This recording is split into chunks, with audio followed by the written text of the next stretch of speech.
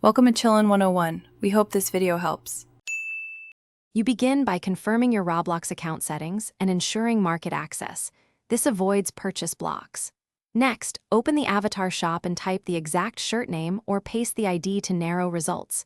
Use filters to show shirts only. If you plan to buy, make sure you have enough Robux or a linked payment method. For trades, prepare the items or Robux you will offer.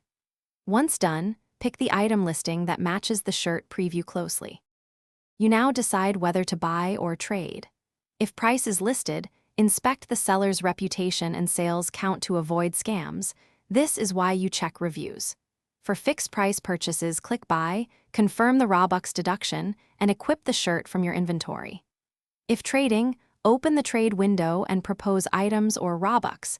Communicate clearly and wait for mutual confirmation. Make sure to verify the shirt preview and ID. You finish by equipping the shirt in avatar clothing shirts and testing its appearance in a private server or character preview. This confirms fit and layering. If the purchase fails, check your Robux balance, account age settings, and any regional or group restrictions. These often block transactions.